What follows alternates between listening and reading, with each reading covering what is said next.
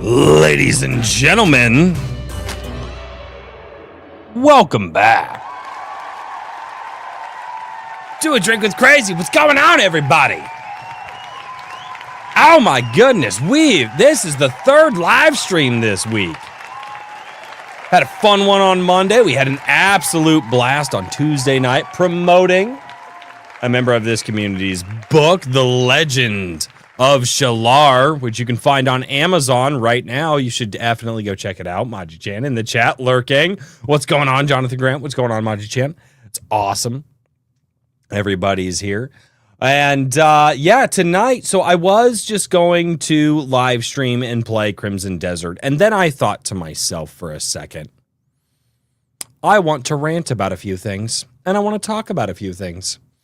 So ranting and talking is what I will do. And if you guys are here, share this out on social media. Just be like, hey, it's live. He might get unhinged tonight. I might get unhinged. Maybe not like I used to. I don't know. But anyway, I definitely want to talk about. I want to talk about some of my irritations with the community around Crimson Desert. I want to talk about some of like the industry stuff around Crimson Desert. I also want to talk about some Xbox stuff I think is hilarious. And then Nintendo has a lawsuit update or a patent update that is just awesome and kind of good because Nintendo is the Disney of Japan. And if you know what that means, you know what that means. So, ladies and gentlemen, let me get my hair out of my face. Oh, it's not long enough to donate yet. Let me get my hair out of my face. Let's say a prayer for all of those in our lives that we are wanting God's grace to spread to, whether that be ourselves in our own trials and tribulations or others who are going through trials and tribulations. So let's start tonight off with a prayer, and then let's get into it. In the name of the Father, and of the Son, and of the Holy Ghost. Amen. Our Father who art in heaven, hallowed be thy name. Thy kingdom come, thy will be done on earth as it is in heaven. Give us this day our daily bread, and forgive us of our trespasses, as we forgive those who trespass against us. And lead us not into temptation, but deliver us from evil. Amen. In the name of the Father, and of the Son, and of the Holy Ghost. Amen. All right. So, there's Crimson Desert is absolutely addictive. I got my wife playing it. She's over here just staring at me like, yes, it is. She took the open world concept a little too far, and I told her, I was like, babe, okay, so you actually do need to stop and do some questing. Because what scares me about this is she is going to be so much better in the game than I am. She's already found stuff that I didn't know you could find. She's already done quests. And she's not even done the opening town quest. Literally dropped into the open world and she went, go. That's it. Treebeard. Yeah. Oh, yeah. No, she already found the Ent. She already found Treebeard in the game, which there is Treebeard in the game. It's absolutely insane. Oh, excuse me. Oh, I apologize. Weather's been a little weird here lately, so the sinuses are a little... I did change the brightness of my monitor just now, so it's not as bright. But of course, on the day that I do it, all of the websites are dark. So let's get into this. So Crimson Desert is probably one of the best gaming experiences I've had in a while. It doesn't beat Expedition 33 for me. Expedition 33 was different. It was a phenomenal experience in a different way. Crimson Desert is that open world fantasy game that I've kind of been waiting for. And it's interesting to see the discourse around it because there's so many things that people are talking about when it comes to Crimson Desert. But one of the things that really bothered me from a lot of even YouTube creators that I absolutely agree with, and I follow them because I agree with them about their gaming takes and so on and so forth. But a lot of people are like, man, those opening hours are just rough. The opening hours are just really rough. Like, you know, but once you get 8 to 10 hours in the game, it'll just click. And I'm going to be honest, I think that hurts the game. And two, I ask myself, what are you talking about? They come in and like the control schemes are just so ridiculous. Like, why would you do controls like this? And I'm like, did you play video games before 2010? Like, are you actually complaining that you have to press 2 buttons for an interaction? Or 3 buttons for a combo? Clutch my pearls. I have to press more than 2 buttons to pull off a combo attack in the game. I have to. My wife is flipping me off right now. Shut up. You got the hang of it real quick. Oh, yeah. I'll always be better. And you didn't complain about it. Oh, but it's so funny. Would you say it's Rockstar's level in terms of attention to detail? Last Rockstar game I played was Grand Theft Auto San Andreas. So I can't tell you that it's up to like what modern Rockstar would be. What's going on, Ram? But what I can say is the level of detail that they have in the game and the level of stuff that they have for you to do. And it's interesting because the stuff that they have you do never seems to get boring. I'm almost 50 hours into the game, and I'm just like, man, it just never seems to bore you, which is interesting. Usually an open world game like this, you'd get bored after a few hours. This one is not boring me. And part of it is because I think the combat's just engaging. But anyway, going back to the controls. There are so many YouTubers out there that were like, oh, it's going to take you 8 to 10 hours to really click with this game. It's going to, and people are like, oh, and the controls, this, that, and the other thing. And I'm sorry. If you're complaining that the controls didn't click with you for 8 to 10 hours into the game because they just throw so many things at you, and here's the thing. I played it day one. I saw what it was doing. I knew what it was doing. I was like, oh, okay, cool. Game asks me to do thing. I do the thing the game asks me to do. It's not that fucking hard. But for some reason, because you have to press more than 2 buttons to do a thing sometimes, or you have to engage with a puzzle that you have to think about, it takes you 8 to 10 hours to click with this game. If you are the type of person where it took 8 to 10 hours for this game to fully click with you, I think that you're the type of person who is going to use Microsoft's Copilot to play games for you when that rolls out. Here's what I mean. I grew up in a time when video games were experimenting with a lot of stuff.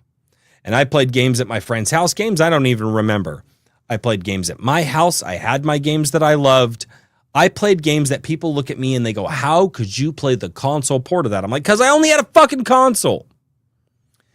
And what you did is you sat down and you, as the person playing the game who just spent your money on it, learned how to play that game. You couldn't go on Twitter. You couldn't reach out to a forum. You couldn't say, oh my gosh, developers, it's just so hard. Please make it easier for me because I just need it to be easier. You couldn't do that back in the day. You bought the disc, you put it in, and what the game was. And you either played it with all of its jank and all of its issues with its controls and stuff like that. KOTOR 2 comes to mind. Now, KOTOR 2 on the console version was jank, I have been told. I didn't know it was until I was an adult, because the only way I've ever played KOTOR 2 was on the original Xbox. I would love to track down some copies of KOTOR and KOTOR 2 and have my kids play them because they're fantastic. But I have an original Xbox upstairs. But when I hear from people, it takes so long to get used to these controls, and it doesn't. If you've ever held a controller in your hand, if you've been playing games longer than 5 minutes, it doesn't take you that long to get used to it. And this is where I am. I am of two minds of this. I absolutely cannot stand companies that want to take advantage of their customer base, or that want to edutain us, right? They want to sell us a message. They want to push a narrative in front of us. I really don't like that. Companies should not be doing that. You should be putting entertainment in front of me. But on the other side of it, I've also worked customer service before. And I'm here to tell you right now, there are customers that would walk into the store who absolutely are retarded. Anybody who's worked customer service, anybody who's had to deal with the general populace knows what I'm talking about. And I have seen so many. I joined, I'm on Facebook only right now because my friends and family, I've had a Facebook for over 20 years. My friends and family are there. It's, no, not quite 20 years almost. But anyway, my friends and family are there, so I use it to keep up with them. But that's the only social media I'm on. But I was like, you know what? I really want to talk about this game with people. So I joined a Crimson Desert group on Facebook. Boy, that was a mistake. Because the amount of people who couldn't figure out basic mechanics that the game explains to you. It literally, big text in a box on the side of the screen before they did updates. Now they pause the game, put a thing in front of you, and they go, look at this. You need to read this and learn this mechanic. And they can't do it. And even some of these reviewers, guys I respect thoroughly, guys like Luke Stevens saying it's going to take you 8 to 10 hours to get to you. Guys like Legendary Drop says it's going to take you 8 to 10 hours to get used to it. There was just this narrative that for some reason you're going to jump into this game and you're not going to understand it or click with it until you've put 8 to 10 hours into this. And I don't understand what they mean by that because I jumped into the game and I had that sitting in the back of my head while I was playing the first few hours on stream, which you guys have seen. Those live streams are still live here on this channel. I don't understand what they meant by that. Because when I went into this game, I was an informed customer. I knew what I was buying. I knew what the game was offering me. I think most of the complaints that are coming out right now about Crimson Desert and the unintuitive controls, which they would be totally intuitive if you played a video game before 2010. When I saw the control stream, the control scheme, when I saw the control scheme, I was like, oh, they're doing combos. I thought the controls were going to be so much more difficult. And I played it day one. I thought the controls were going to be so much more difficult than they actually were, and they weren't. I thought the game was going to do nothing. I didn't think it was going to tell you shit. Turns out puts big red X's on your map. Turns out it gives you all kinds of information. Day one, it gave you so much information. But apparently, unless you have an HBO level cutscene, an HBO produced level cutscene, that sits there and tells you exactly, well, you need to do this and exactly this, and then make sure that you do this. The uninformed customer, which, if you've ever worked customer service and run into these people, are going to have no idea what the fuck to do. I had to leave the Crimson Desert group that I was in because I just wanted to have fun conversations about the game. And I started looking, and all it was this is where I found cool gear, so on. And people going, guys, I can't figure it out.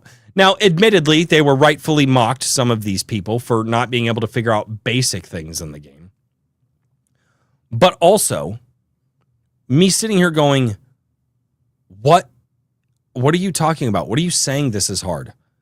Like, well, just the bosses. I just can't get past the bosses. I'm like, what do you mean you can't get past the bosses? Eat some food and smack him. Oh, you go down, use a revive. Well, and then you get some people like, well, do you really think you should have to use a revive or food to beat a boss? Pause.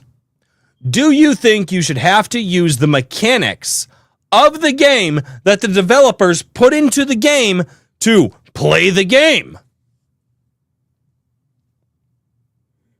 I mean, yeah. Yeah, I actually do. The other side of this, too, is I think this comes from being uninformed customers. Why do people keep running with this narratives? Even people that, again, I like channels that I love. I'm going to keep watching them like this. Them having a bad opinion on this game is not something that's going to make me unfollow them. They've had bad opinions before on stuff. I don't agree with it. Whatever. Fine. But why did you go into this game thinking, for some reason, it was going to be different than it actually was?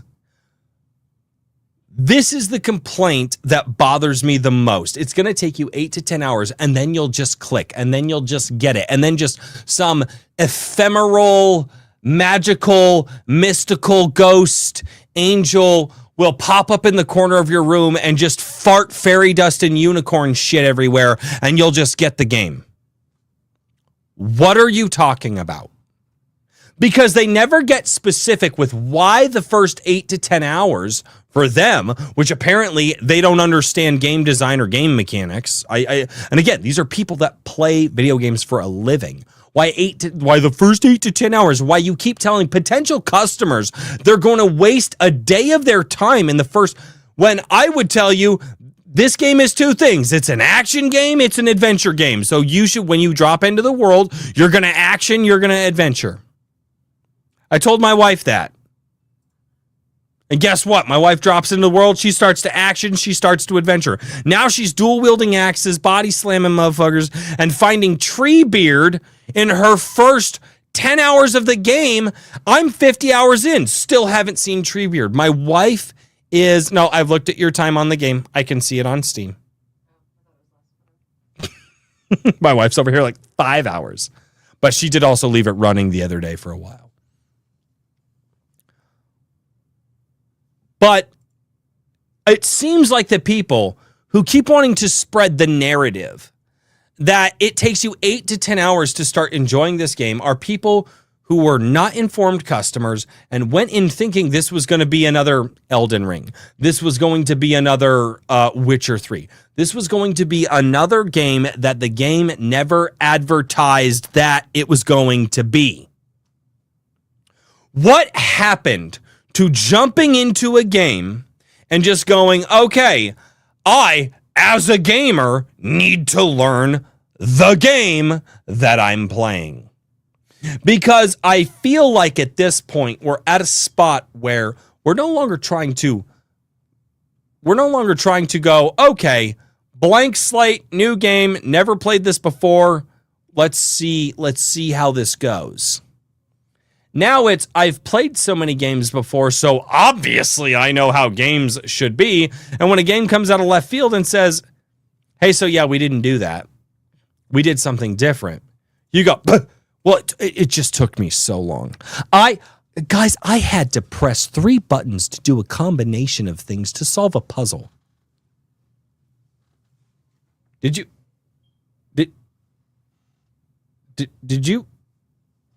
you play video games before 2010? Did you play video games before 2005? Did you play video games back in the 90s? Hell, I know motherfuckers playing video games back in like the early 80s and early 90s, and some of the RPGs out, like CRPGs out back then that were following the D&D rules, that you actually had to take a pen and paper out and write down clues and stuff, because guess what? You didn't have this fancy little journal in the game. Your journal was the pen and paper, and you actually had to do that. Are you telling me that you're so dense it takes you 8 to 10 hours to go, oh shit, the game's not doing what every other game does. The game's doing its own thing. No, you're an uninformed customer. And I think that at this point, because again, you call out companies when they do bad stuff, but you've also got to call out the customers when they do retarded stuff. And again, if you've worked customer service, you know that guy that walks into the store.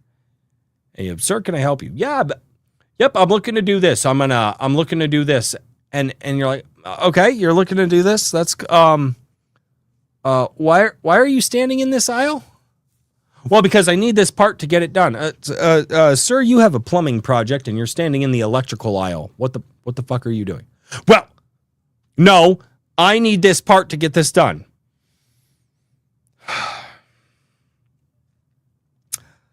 Well, you know what, sir? I'm not quite sure how you're going to get that done with that part, but if you would like to buy it, I will, Yeah, just go for it. You can have that. Ring up the cashier. And then what do they do? They always come back. And this is where the social media posts, they come back. And what do they do? Well, it didn't work. It didn't work the way that I wanted it to. It's like, well, sir, you bought a light switch to fix your fucking toilet handle. Like, no, they're two totally different parts. And I think that that's the biggest thing that I'm seeing right now is that there are so many people out there who thought that Crimson Desert was going to be something other than what it was, and tried to tried to put a light switch in place of a toilet handle. And it's like, guys, two totally different things. And I see people out there, they can't, well, these bosses are so hard, I can't figure out, upgrade your gear, upgrade your skills. And by the way, you're not just going to press light attack, heavy attack. You're going to press light attack, heavy attack. You're going to use blinding flash. Then you're going to follow it up with a blinding flash finisher move. And then, when a guy gets too close to you that you don't like, and you're going to punch him in the chest with the punch that I can't remember the name of. My wife and I have been using Dragon Ball Z vernacular for that. So it's either the Kamehameha or the Final Flash. You're going to use the punch. And then, you know what? I'm going to double jump in the air, and I'm going to use the Axiom grapple hand. God, I remember all the stuff until I get on stream. And then I'm going to pull a dude to me, and then I'm going to beat the snot out of him. Like, if you actually engage with the tools in the toolbox that the game gives you, it's not hard. But there are so many people out there who I think are incapable of pressing more than one button at a time. And that happens to be because of the popularity of gaming, and that most games are made for the lowest common denominator now. That people are just unable to play this game the way that the developers want to.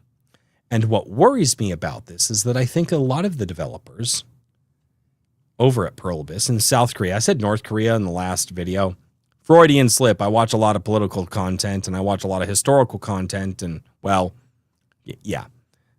When the wires get crossed, I use the wrong Korean, apparently. But anyway, Pearl Abyss is listening to everybody, and they're making updates and they're making changes, and it already feels different.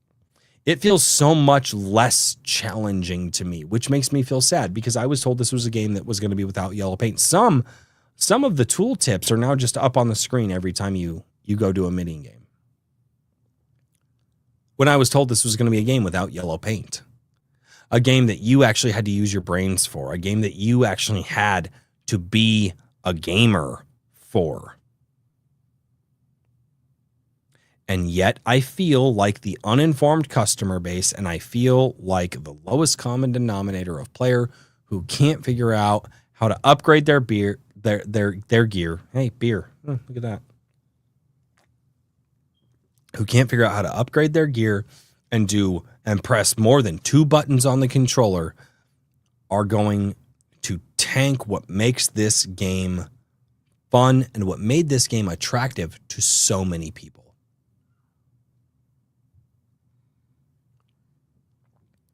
And it just irritates me because anymore today, there are so many gamers out there who are like, we want a game with no yellow paint. We want a game that's challenging. We want a game that is actually there for gamers. And I think the gamers are with me on this one. But then there are a lot of people out there who are like, it's just too hard. And those people are more plentiful than the actual gamers of the world. And Pearl Abyss is going to listen to them. And they're going to take this game from being a challenging open world fantasy game to just an open world fantasy game where everything gets handed to you. You don't actually have to have any skill to beat it. You don't actually have to try very hard, and you can hold down one button the entire time in every fight and just beat everything. That's what worries me. And I really don't want that to happen because I really love Crimson Desert. I really wish they would go back to the day one patch that they had out because I didn't play anything before that. But overall, I'm still having a good time with the game, and I just have to shut my mind out of some of the stuff that they're doing, removing some of the complexity of it because if I focus on it too much, it's going to ruin the game for me. And keep in mind, if you're, if you want a hard game, go play Elden Ring. Elden Ring's not hard. Elden Ring is light attack, heavy attack, dodge, parry. Build your gear. Part of the reason I never played Elden Ring. Also part of the reason that I never played Elden Ring is I don't like the aesthetics. I never played any of the Dark Souls games. I was like, oh, good. It's an edgelord game that's going to edgelord super hard. And I asked my buddy, what's the hardest part about the game? It's like, oh, just learning timing and doing that. I'm like, okay, and he's like, that's it. What? He was like, I think you could really get into it. And I'm like, I don't think I could get really into that because that sounds boring. You can conquer Elden Ring with 2 buttons.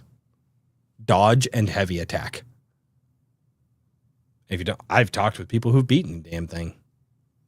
And again, all it is just, nope, you do little damage to the boss, and the boss does a lot of damage to you, so you just got to get really good at dodging. You just got to get good at timing. I'm like, oh, that sounds boring.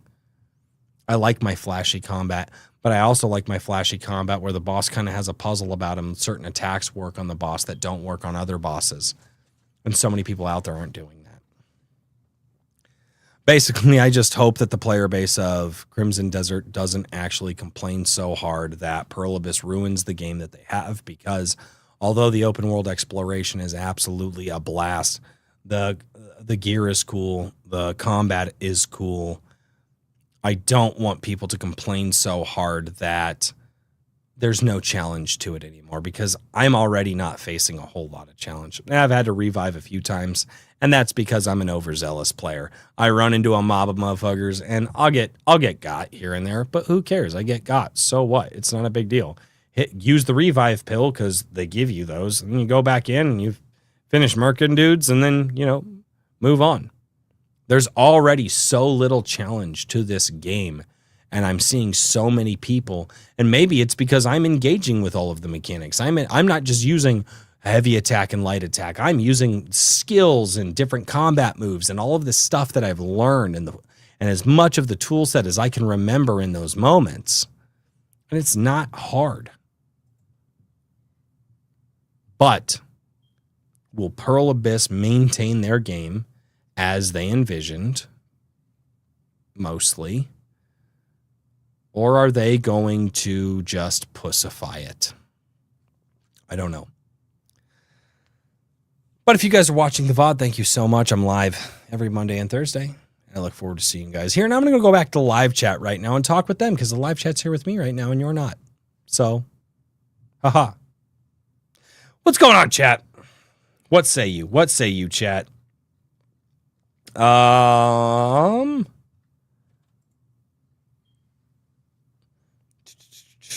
Cat with armor, yes. Yes, you can give the cats armor. I don't have a single cat in the game. I don't even think...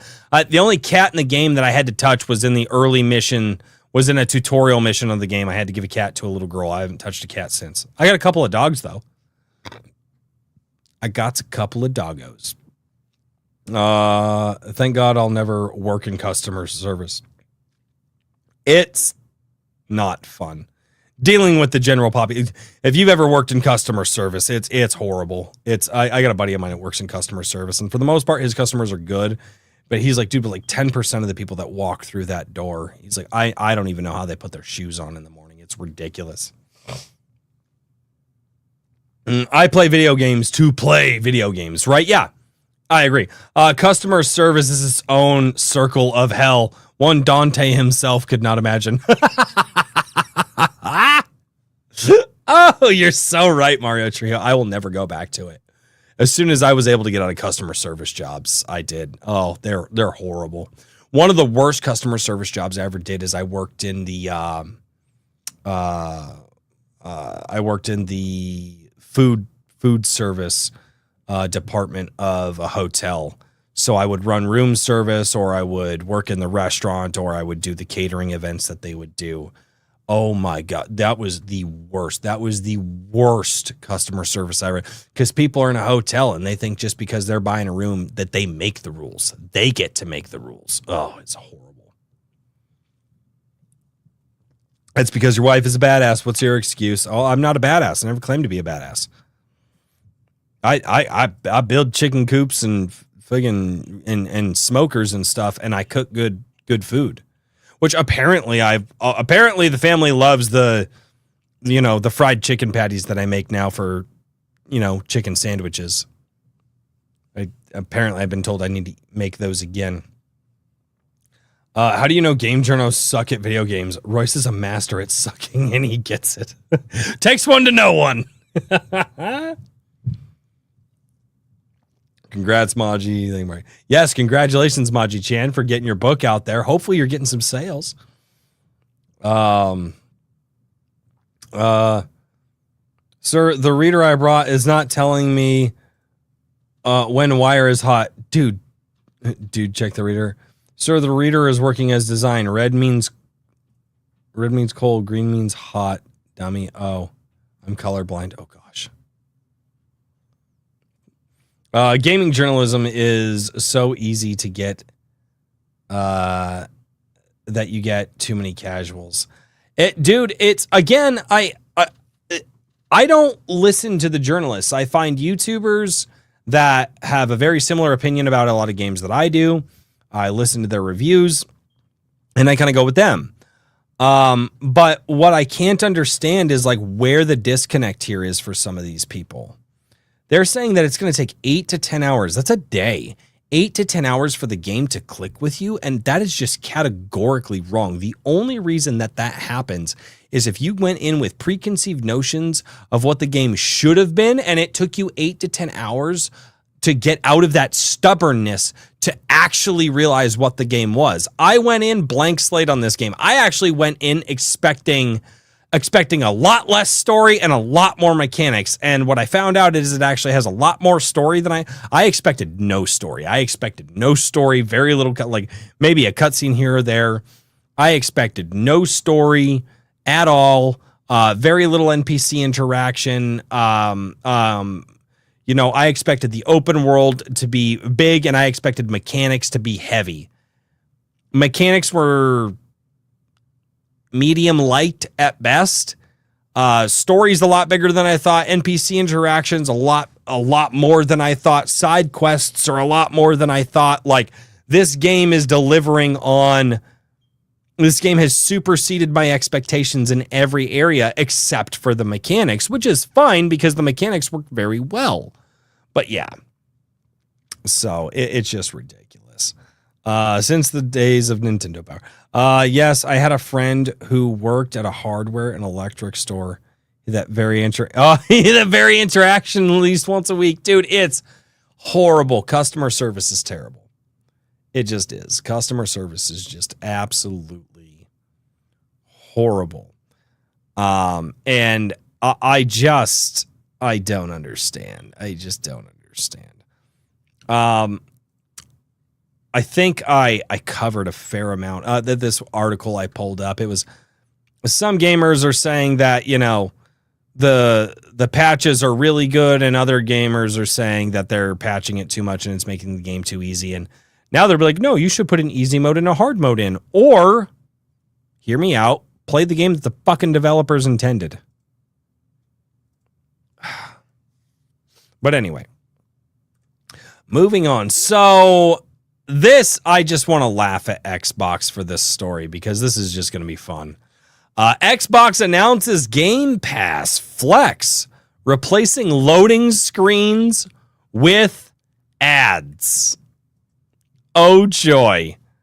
Oh, this is fun. Xbox has just unveiled Game Pass Flex, a free service that leans on the extensive library and digital streaming power of the Xbox ecosystem to bring a selection of the platform's top titles to players on a budget.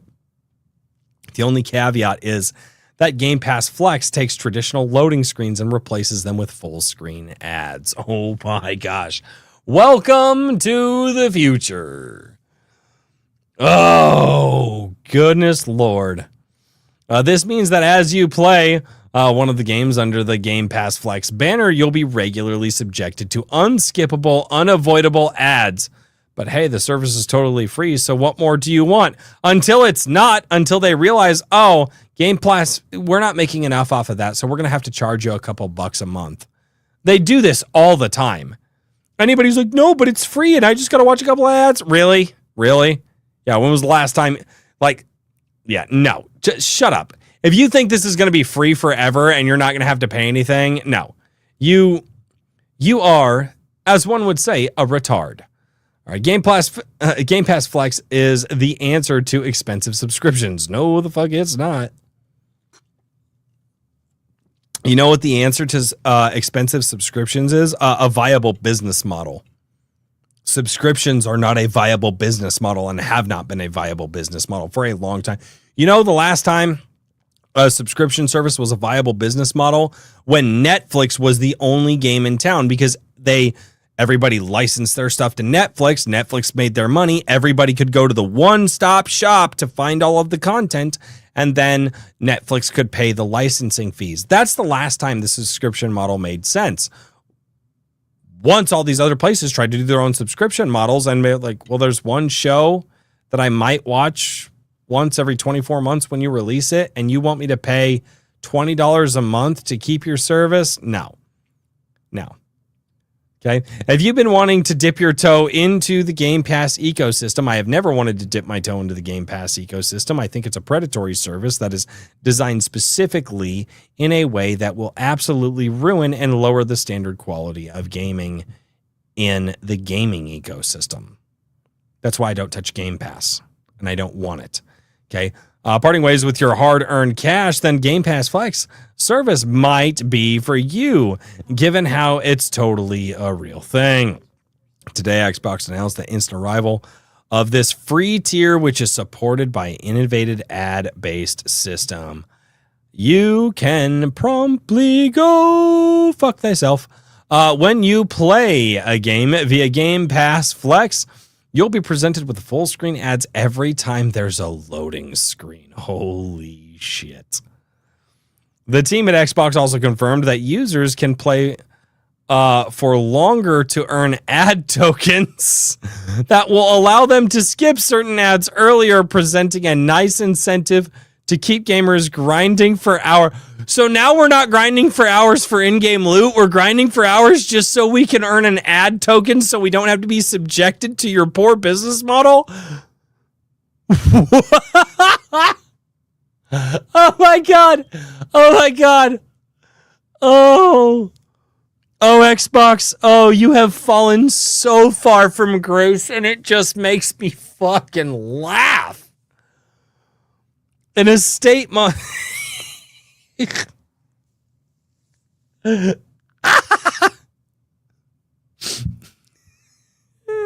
man. Okay.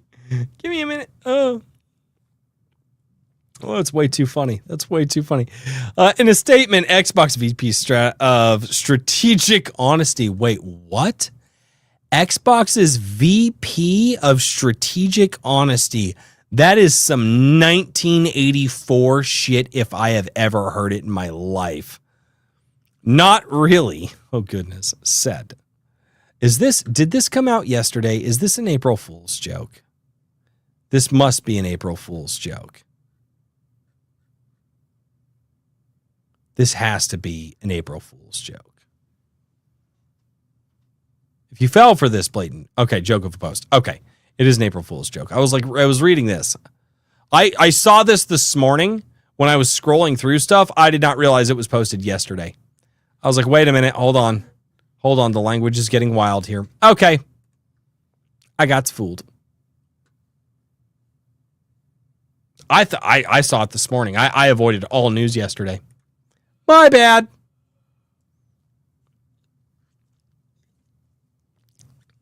Here's what's so bad about that joke, though,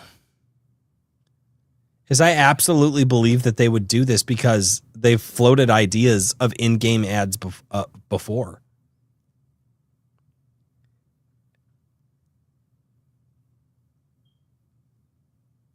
Oh man, that I don't like that. I don't like that an April Fool's joke that was written like that up until they started throwing blatant stuff out there that I was like, wait a minute. And I was like, wait. And then it started getting more, and I was like, hold on, this doesn't, okay. They departed from reality here. The first 2 paragraphs, I was like, oh, I could absolutely see Xbox doing. That's sad. That's sad. I fell for an April Fool's joke because it was so believable. I did not realize that was posted yesterday. I'm a retard. I am a retard. I did that thing. I should have looked at that. So I don't care about April Fools at all. I never have. And so for me, I don't think about it. Yeah. Interesting. Well, gonna put this up on YouTube and be like, make fun of me. I fell for the dumbest April Fools ever. I got to put it on YouTube now. I have to. I have to put it up as a video. Like, I'm an idiot. I fell for the dumbest April Fool's joke. I did.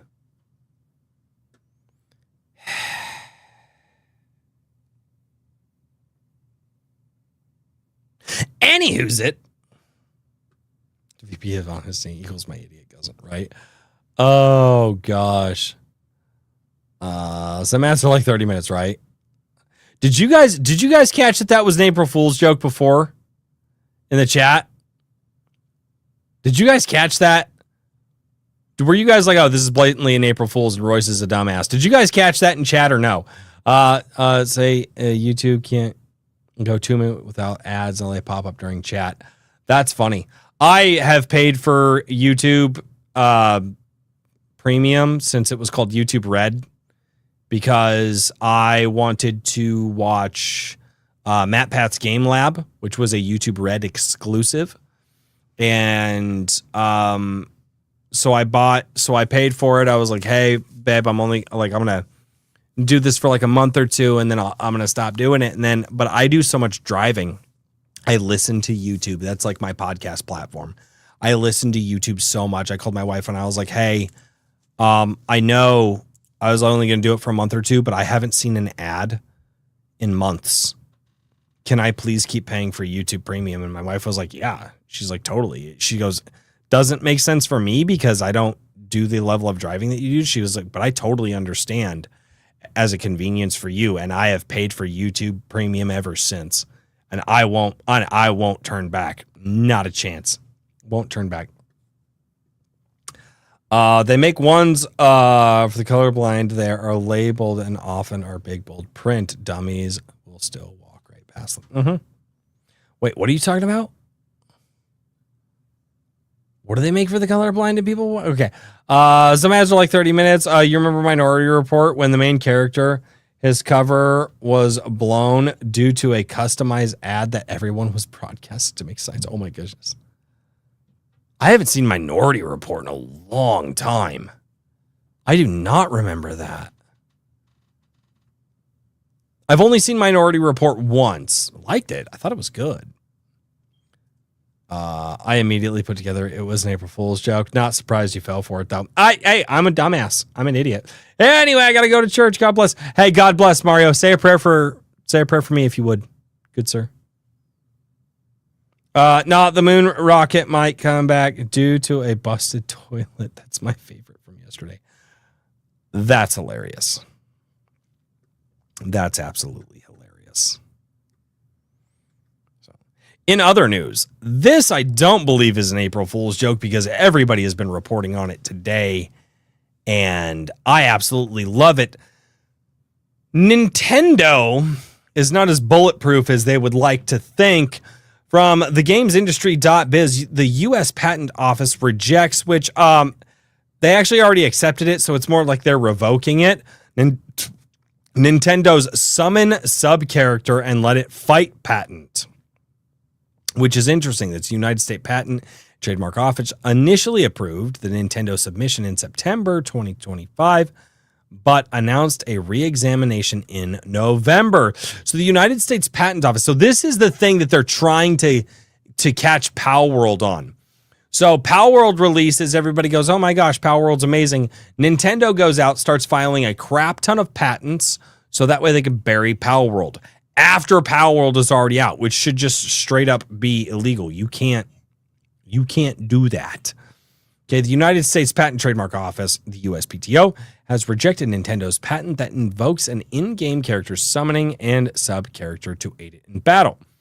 Okay, as Game Freak reports, the decision was based on combinations of 2 or 3 prior art references in the form of published U.S. patent applications. The USPTO rejection is non-final. Okay, so Nintendo has 2 months to respond with the option to extend if it appeals. So Nintendo's probably gonna keep fighting this one. And they've got billions of dollars, so they'll fight whatever they have. So Nintendo submitted its summoning patent in March 2023, the USPTO, which was several months after, if you guys remember, that was after Palworld came out. Anyway, was it after Palworld? Was Palworld 24 or 23? No, Palworld was 20. No, Palworld was 23. My God. No, 24. 24. Anyway. In September 2024, Nintendo, the Pokemon company, filed a lawsuit against Pocket Pair for infringing. Okay, so it was 24. For infringing multiple patent rights in the Tokyo District Court. I think Tokyo is kind of fighting this.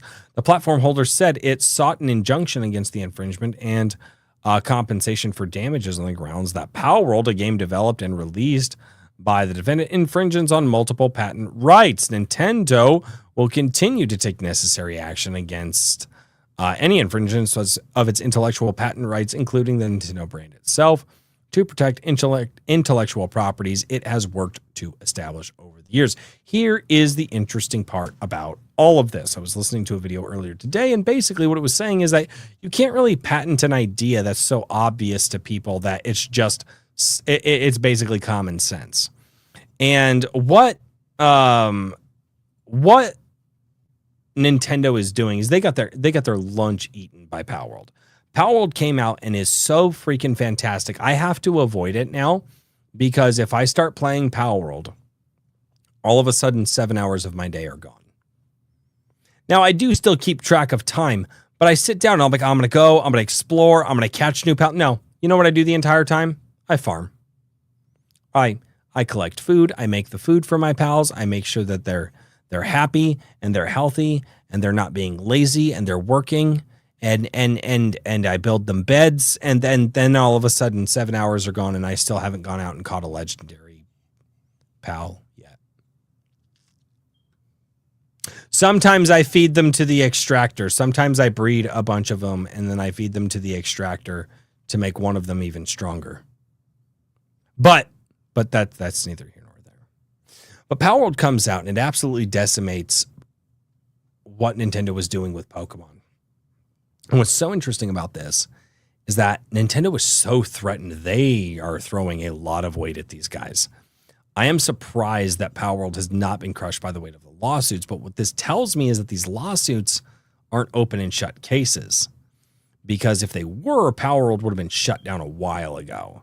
And so what this is telling me is that even patent offices and legal and legal recourse in Japan and the United States is starting to see like, this is kind of bullshit. You can't just patent game mechanics like that. That's ridiculous. Like, what are you talking about here? Especially stuff that's really broad, like, oh, you can summon a thing. And they're like, no. But like, it's like you get like, it's multiple things together. It's like you throw a ball, you summon a thing, and they're like, yeah, but that doesn't seem unique to just you. Like, we've seen that in a bunch of other stuff. And I think, our age demographic who grew up with all of this stuff, who's seen it in a lot of places, is starting to replace the boomer demographic who has no idea what a Pokemans is, right? Who has no idea what a Pokemans is, who has no idea what video games are. And you probably got a lot of lawyers and judges out there that are just like, oh, this is stupid. They're like, no, this is dumb. We're not going to do that. And you're going to get gamers out there who are lawyers who are just like, and here's what we're going to do about this. We're just going to tell Nintendo no.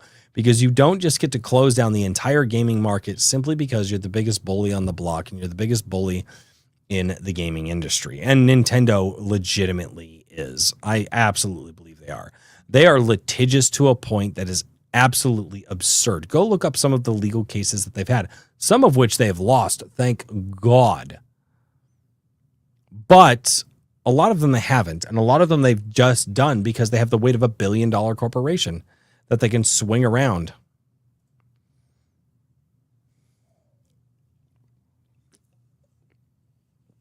So, I don't know. It is what it is. Wish the Nemesis system also got this treatment. Yeah, I've heard about it. I did not play the Lord of the Rings, Shadow of Mordor, those games, or whatever that series was. I think there was 2 or 3. Was there 2? Anyway, I didn't play those games. I've heard about the Nemesis system. And the fact of the matter is the Nemesis system was so unique in that particular time period that nothing else out there was like it, that they could kind of get away with a patent on it. However, if somebody else had come up with it beforehand and could prove that they came up with it beforehand, then they would most likely not have been able to patent the Nemesis system, and it would be out into the world. It was always Mario Trios always say a prayer for the impaired and mentally challenged. Dude, fuck you, Mario Trio. Power World is supposed to release the full game this week. Oh, that's dope. They're finally going 1.0. That's awesome. I haven't played it in a while. I haven't played it in a hot minute. I hope that they were able to get the things in that they needed to get in. Ow! I stabbed myself in the eye.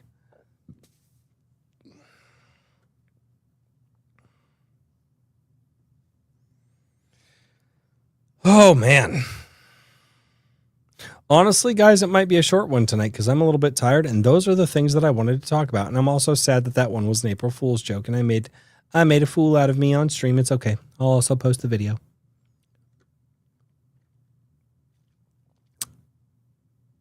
But my wife also made a wonderful chicken curry, and I want to go upstairs and I want to eat some of the chicken curry because it sounds really good right now. But yeah, all of that being said, it's a short one tonight, guys. I thought I had more to say, and then I got April Fool's, and then I didn't have more to say. I'm such a loser. I'm such a loser. Also, I'm looking forward to the chicken tikka masala. It's so good. My wife makes a really, really good chicken curry. Is tikka masala curry? Or is tikka masala the sauce? Do you guys know? Do you have any idea? Do you know what I'm talking about? I don't know.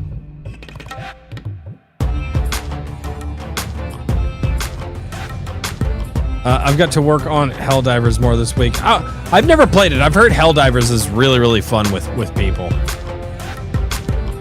So I don't like multiplayer so much anymore, though. I have friends of mine, they're like, dude, you should do multiplayer. And I'm like, no, I'm good. You don't want to hang out with us? No, I'll sit there and talk with you guys on the phone. I don't care. But I don't care about multiplayer anymore. It's just not a thing. But I have heard that Helldivers is super, super.